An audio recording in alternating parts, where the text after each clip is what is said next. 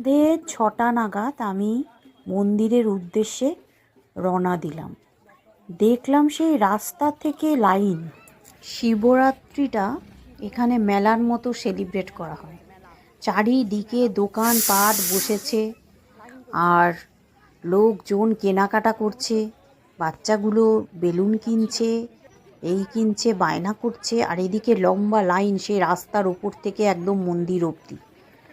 আজকে মনে হয় না এত ইজিলি মন্দিরে পৌঁছানো যাবে। রাত তো 10টা বাজবেই এইখান থেকে ওখানে পৌঁছোতে। আমি ভাবছি 10টা বাজবে, বেশিও হতে পারে।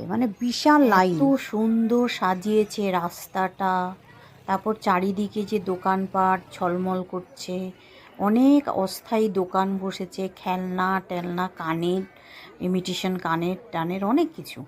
তো মন্দিরটাকে ফুলে ফুলে সাজিয়ে ভর্তি করে দিয়েছে, দেখবার মতো সাজিয়েছে।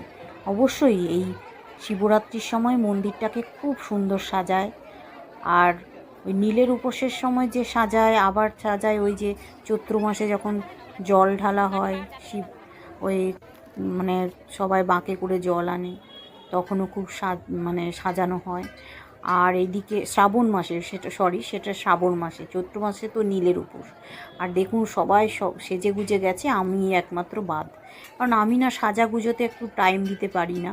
আর মাথায় জল ঢালার সময় আমি শিবের ছবি তুলতে পারিনি, এত ভিড়ে সেটা সম্ভবই হয় না।